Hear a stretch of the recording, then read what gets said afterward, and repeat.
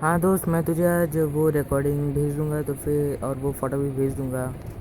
ओ sorry guys, recording चालू है और मैं ये सब बोल रहा हूँ। Sorry sorry. So hello guys, welcome back to my YouTube channel. मैं आपके लिए लेके आ चुका हूँ परमैन, वो जो था परमैन पाको रोबोट लव स्टोरी का पार्ट 2 लेके। हाँ, इस पार्ट के लिए मैं थोड़ा सा लेट हूँ क्योंकि मैं परमैन इज इन्फिनाइट के ऊपर काम कर रहा था और थोड़ी बीच बीच में यानी कि काम भी पड़ जाता था स्कूल से। और दूसरा स्टोरी भी यानी कि कंटिन्यू कर रहा था क्योंकि आपने उसमें ज़्यादा सपोर्ट दिखाया। तो फिर अभी के लिए बिना बक बक किए ये जो स्टोरी है मैन पाको रोबोट लव स्टोरी का पार्ट 2 शुरू करते हैं। तो फिर उससे पहले लाइक शेयर एंड सब्सक्राइब ज़रूर से कर दीजिएगा।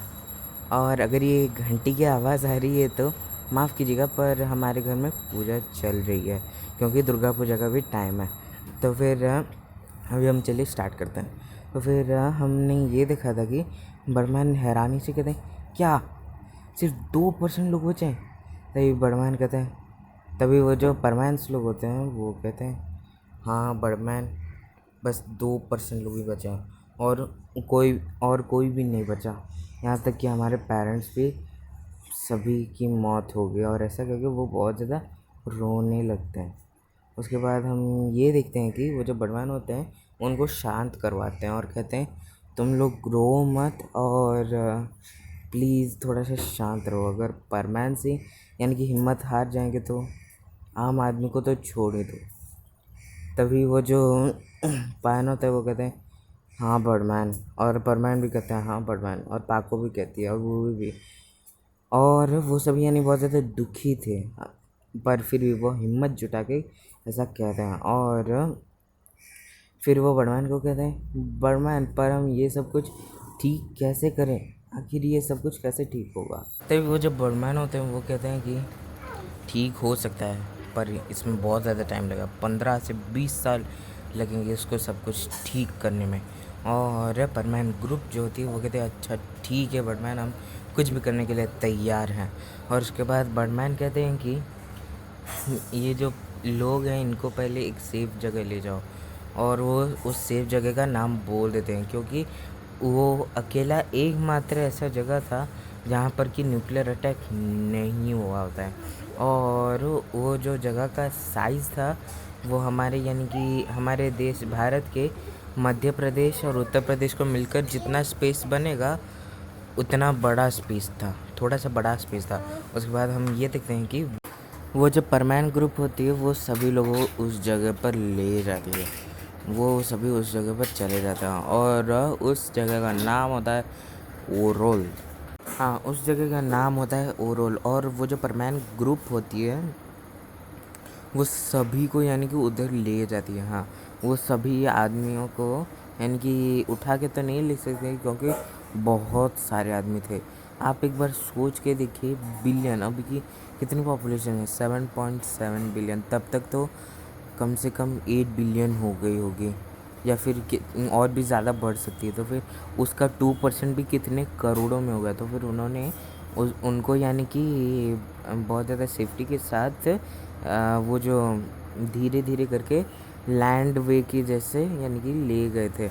और बर्डमैन भी यानी कुछ आदमियों को उड़ा के अपनी स्पेसशिप की पावर की मदद से उड़ा के ले गए थे और कई लोगों को यानी वो टेलीपोर्ट कर दिए थे उस जगह पर। और बर्डमैन फिर परमानेंट टीम को कहते हैं कि तुम्हें यहाँ की सारी चीज़ें संभालनी होगी। और बर्डमैन कहता है अच्छा ठीक है बर्डमैन।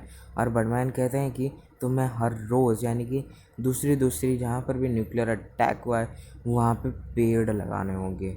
हाँ, वहाँ पे पेड़ लगाने का। और ये जो पेड़ हैं वो कोई ऐसा वैसा आम पेड़ नहीं है, ये बहुत ही ज़्यादा यानी कि ये 10 गुना नहीं 100 गुना ज़्यादा पावरफुल है तुम्हारे वो वाले जो पहले थे पेड़ उससे। और इसको हमने लैब में अभी अभी कुछ दिनों पहले ही बनाया है और मैं इसको पृथ्वी पे टेस्ट करना चाहता हूँ क्योंकि यहाँ पे न्यूक्लियर वॉर हुआ है और मैं ठीक करने के लिए इसको यहाँ पे लाया हूँ, इसका बीज को। और तुम इसी बीज को ही चारों तरफ बूंद देना।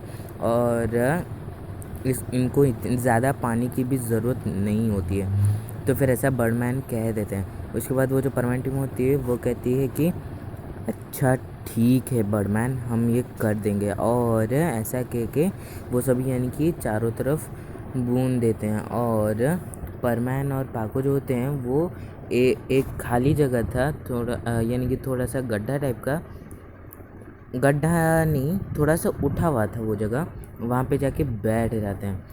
और बैठ जाते हैं वहाँ पे जाके, क्योंकि वो बहुत ही ज़्यादा थक चुके थे।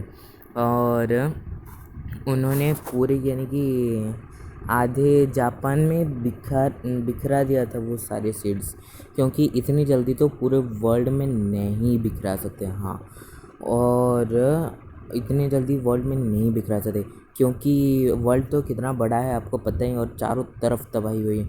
वो बस वो जो ओरल जगह है वहीं पर ही रह रहे थे। और परमानेंट और पाको जो है वो न्यूक्लियर इफेक्टेड एरिया में, यानी कि न्यूक्लियर इफेक्टेड एरिया में जाके कहीं, यानी कि जो बुने थे, वो जो जापान का आधा एरिया था बस वहीं पर ही बुने थे। और नहीं बुन पाए थे क्योंकि वो बहुत ज़्यादा थक चुके थे इतना ज़्यादा बुन के। और बर्डमैन जो कहते हैं जो होते हैं, उन्होंने उनको एक ठो यानी कि सप्लाई दे रखी होती है वो जो सीड्स की, और वो सीड्स आते रहते हैं एक ठो होल के द्वारा।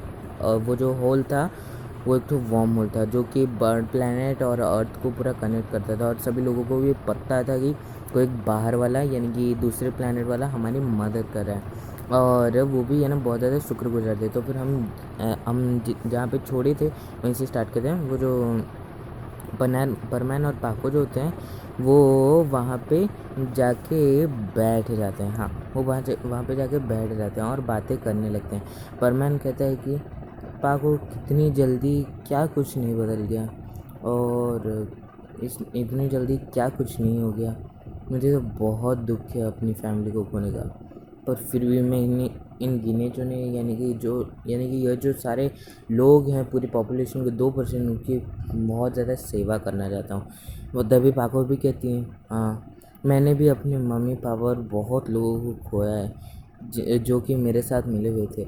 और ऐसा करके दोनों ही थोड़ा थोड़ा रोने लगते हैं। और उसके बाद परमैन थोड़ा सा यानी कि चुप होता है। वो कहता है कि पाको, ये दुनिया कितनी बदल गई है, कितनी जल्दी। ये न्यूक्लियर वॉर ने क्या कुछ नहीं बदल दिया।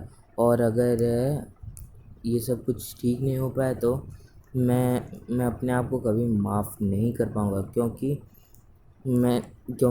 मैंने अपने परिवार को खोया है। और मैंने कसम खाई है कि मैं कुछ भी यानी कि इस प्लेनेट को होने नहीं दूंगा। मैंने पहले से ही कसम खाई थी, और अभी अगर मैं सुधार नहीं पाया तो मैं अपने आप को कभी भी माफ़ नहीं कर पाऊँगा। तो पाको कहते तुम ऐसा मत बोलो कि तुम ही मेरी यानी कि साहस हो, और तुम ऐसा बोलोगे तो मेरा क्या हाल हो रहा होगा, ऐसा पाको कहती है। उसके बाद परमैन यानी कि कहते हैं हाँ पाको, और वो उड़ने के लिए खड़े होते हैं।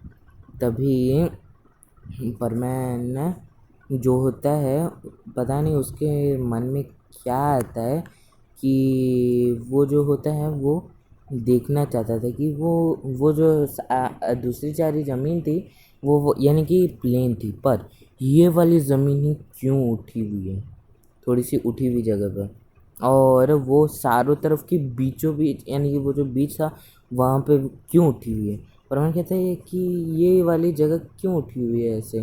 तो ये पाको भी कहती है अरे छोड़ो ना तुम, हम चलते हैं। तभी ये परमाण जो होता है वो कहता है अच्छा ठीक है, और वो यानी कि चले जाते हैं।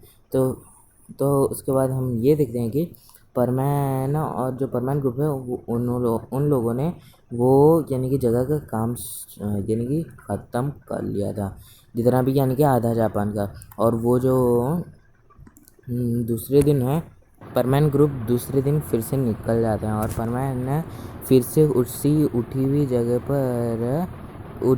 को देखते हैं, क्योंकि उन्होंने उधर ही काम करना छोड़ा था। और उसके बाद परमैन कहता है कि आज लौटने के समय पाको, क्या हम इसको यानी कि थोड़ा खोद के देख सकते हैं, क्योंकि पता नहीं मेरे माइंड में क्या हो रहा है, मुझे बस इसको देखने का मन कर रहा है। और उसके बाद हम ये देखते हैं, पाको कहती है कि अच्छा ठीक है, हम आने के टाइम में देख सकते हैं। और उसके बाद वो जो परमैन होता है वो यानी कि चले जाते हैं। और उसके बाद हम ये देखते हैं कि उन लोगों ने आज पूरे जापान में, हाँ पूरे जापान में बिखा दिया था वो सीड्स। और फिर वो रिटर्न होके चले आते हैं, हाँ वो रिटर्न होके चले आते हैं। उसके बाद हम ये देखते हैं कि वो जो परमान कहते हैं, पाको चलो हम उस यानी कि वो जो उठी हुई जगह है उसको देखने चलते हैं। पता नहीं क्यों बस मेरे माइंड में यानी बहुत ज़्यादा क्यूरियोसिटी हो रही है कि मैं उस जगह को देखूं कि वहाँ पे ऐसा क्यों है। तो पाको कहते हैं अच्छा ठीक है तुम चलो। तो तभी ये परमैन जो होता है वो वहाँ पे चला जाता है। और वो जब वहाँ पे जाते हैं और वो वहाँ पे खोदते हैं तो फिर वहाँ पे उनको एक मिसाइल मिलता है। हाँ एक मिसाइल मिलता है। परमैन कहते हैं ये क्या है मिसाइल, और ये तो सारी जगह को फिर से ख़राब कर देगा। तो ये पाको कहते हैं हाँ तो फिर क्या करें हम अभी। और उसके बाद हम ये देखते हैं कि वो जो परमैन होता है वो कहता है पाको तुम यहीं पे रहना, मैं इसको ऊपर में लेके यानी कि अंतरिक्ष पर लेके जा रहा हूँ। और मुझे इसको वहीं पर ही ब्लास्ट करना होगा, नहीं तो फिर पाको बोलती है अरे तुम अंतरिक्ष में क्यों लेके जा रहे हो बुद्धू, तुम क्या पढ़ाई सब कुछ भूल गए, इसको लेके समुंदर में फेंक दो।